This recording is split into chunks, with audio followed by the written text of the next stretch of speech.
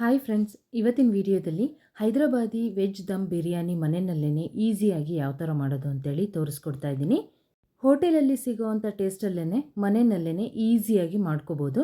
ಬನ್ನಿ ಹಾಗಾದರೆ ಈ ವೆಜ್ ದಮ್ ಬಿರಿಯಾನಿ ಯಾವ ಥರ ಮಾಡೋದು ಅಂತೇಳಿ ನೋಡ್ತಾ ಹೋಗೋಣ. ಈ ಬಿರಿಯಾನಿನ ಮಾಡಲಿಕ್ಕೆ ಮೊದಲು ನಾವು ತರಕಾರಿಗಳನ್ನು ಮ್ಯಾರಿನೇಟ್ ಮಾಡಬೇಕು. ಅಂದರೆ ಸ್ವಲ್ಪ ಹೊತ್ತು ಮಸಾಲಗಳಲ್ಲಿ ನೆನೆಸಿ ಇಡಬೇಕು. ಸೊ ಅದಕ್ಕೋಸ್ಕರ ನಾನು 1 ಬೌಲಷ್ಟು ಗಟ್ಟಿ ಮೊಸರನ್ನು ಸ್ವಲ್ಪ ಬೀಟ್ ಮಾಡಿ ತೊಗೊಂಡಿದ್ದೀನಿ.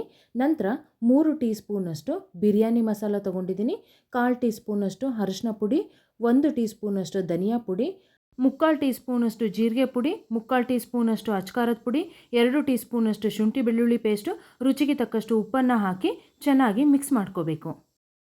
ತರಕಾರಿಗಳನ್ನು ಈ ಥರ ಮಸಾಲೆನಲ್ಲಿ ನೆನೆಸಿ ಇಡೋದ್ರಿಂದ ತರಕಾರಿಗಳು ಮಸಾಲ ಎಲ್ಲ ಹೀರ್ಕೊಂಡು ರುಚಿ ಚೆನ್ನಾಗಿರುತ್ತೆ ಅನ್ನೋ ಉದ್ದೇಶದಿಂದ ನೆನೆಸಿ ಇಡಬೇಕು.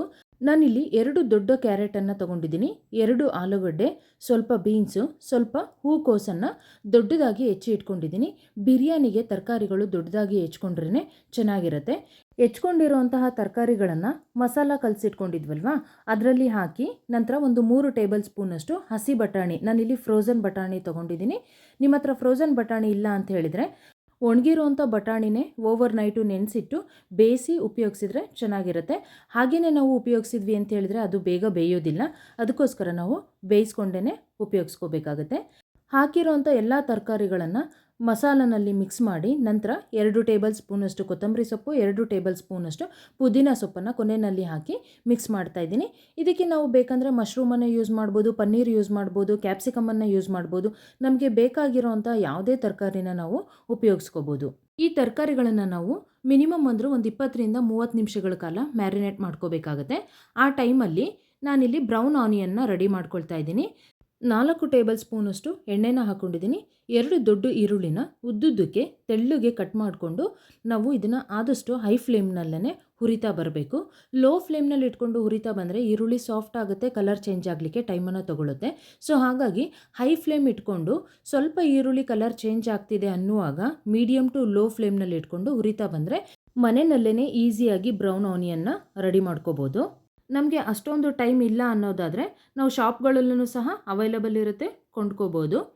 ಇವಾಗ ನಾನು ಈ ಬ್ರೌನ್ ಆನಿಯನನ್ನು ಅರ್ಧದಷ್ಟನ್ನು ನಾನು ಎತ್ತಿಟ್ಕೊಳ್ತಾ ಇದ್ದೀನಿ. ನಂತರ ನಾನು ಬಿರಿಯಾನಿ ದಮ್ ಮಾಡುವಾಗ ಅನ್ನಕ್ಕೆ ಉಪಯೋಗಿಸ್ತೀನಿ. ಇನ್ನು ಅರ್ಧದಷ್ಟು ಈರುಳ್ಳಿನ ನಾವು ಈಗೇನು ಮಸಾಲ ಮಾಡ್ಕೊತೀವಲ್ವ ಬಿರಿಯಾನಿಗೆ ಅದಕ್ಕೇ ಉಪಯೋಗಿಸ್ಲಿಕ್ಕೆ ಹಾಗೆಯೇ ಬಿಟ್ಟು ಅದೇ ಎಣ್ಣೆ ಜೊತೆಗೆ ಮ್ಯಾರಿನೇಷನ್ ಮಾಡಿರೋಂತಹ ತರಕಾರಿಗಳನ್ನು ಹಾಕಿ ಮೀಡಿಯಮ್ ಫ್ಲೇಮ್ನಲ್ಲಿ ತರಕಾರಿಗಳು ಸಾಫ್ಟ್ ಆಗೋವರೆಗೂ ಬೇಯಿಸ್ಕೋಬೇಕು. ಇವಾಗ ನಾನು ಒಂದು ಲಿಡ್ಡನ್ನು ಕ್ಲೋಸ್ ಮಾಡಿ ತರಕಾರಿಗಳು ಬೇಯಲಿಕ್ಕೆ ಬಿಡ್ತಾ ಇದ್ದೀನಿ.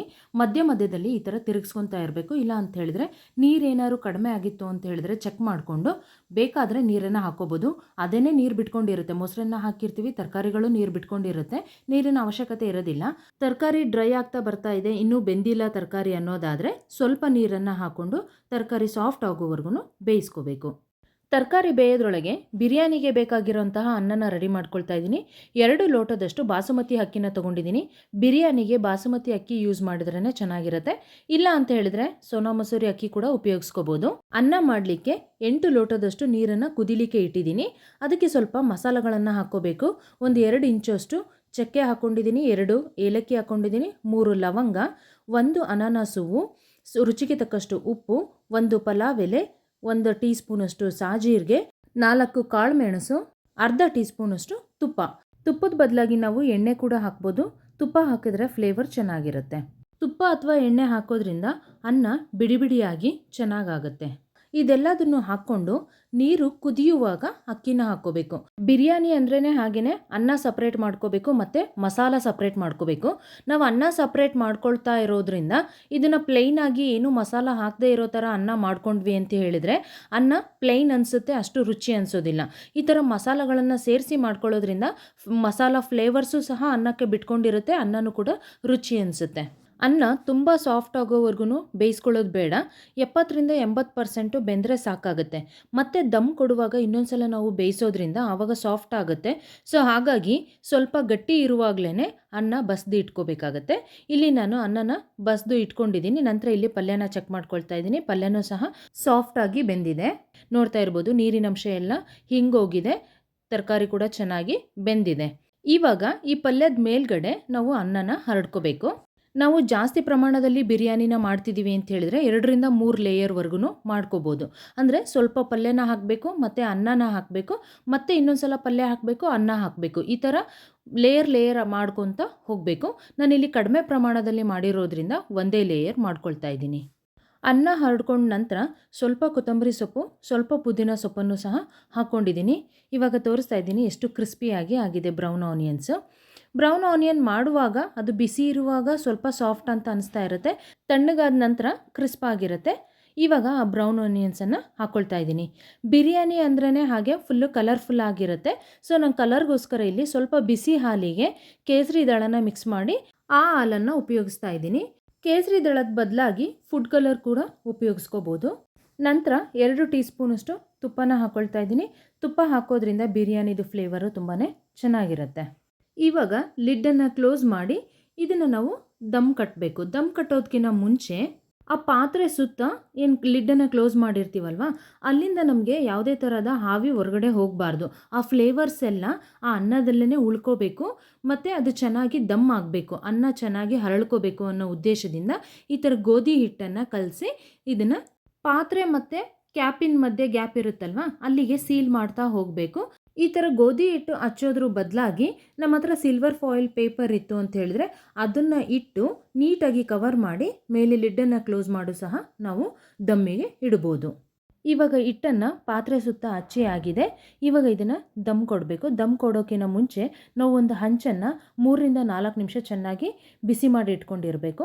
ನಂತರ ಅದ್ರ ಮೇಲೆ ಬಿರಿಯಾನಿ ಮಾಡ್ಕೊಂಡಂತಹ ಪಾತ್ರೆನ ಇಟ್ಟು 15ರಿಂದ 20 ನಿಮಿಷಗಳ ಕಾಲ ಮೀಡಿಯಮ್ ಟು ಲೋ ಫ್ಲೇಮ್ನಲ್ಲಿ ಬಿಸಿ ಮಾಡಿ ತೆಗಿಬೇಕು. ಈ ಬಿರಿಯಾನಿನ ಆದಷ್ಟು ನಾವು ಅಗಲವಾಗಿರುವಂತಹ ಪಾತ್ರೆನಲ್ಲಿ ಮಾಡಿದ್ರೇ ಚೆನ್ನಾಗಿ ಬರುತ್ತೆ. ಕುಕ್ಕರಲ್ಲೂ ಸಹ ನಾವು ಪಲಾವ್ ಮಾಡಿದ ಥರನೇ ಮಾಡ್ಕೋಬೋದು, ಆದರೆ ಈ ರೀತಿ ಮಾಡೋದ್ರಿಂದ ರುಚಿನೂ ಚೆನ್ನಾಗಿರುತ್ತೆ, ಟೇಸ್ಟೂ ಸಹ ಡಿಫ್ರೆಂಟ್ ಆಗಿರುತ್ತೆ. ಇವಾಗ ಬಿರಿಯಾನಿ ರೆಡಿಯಾಗಿದೆ. ಇದನ್ನು ಸರ್ವ್ ಮಾಡ್ಕೊಳ್ತಾ ಇದ್ದೀನಿ. ಸರ್ವ್ ಮಾಡುವಾಗ ಮಸಾಲೆ ಮತ್ತು ಅನ್ನನ ಮಿಕ್ಸ್ ಮಾಡಬಾರ್ದು. ಎರಡೂ ಸಹ ಒಟ್ಟಿಗೆ ಬರೋ ಥರ ಸ್ಪೂನಲ್ಲಿ ತಗೊಂಡು ಪ್ಲೇಟಿಗೆ ಹಾಕ್ಕೋಬೇಕು.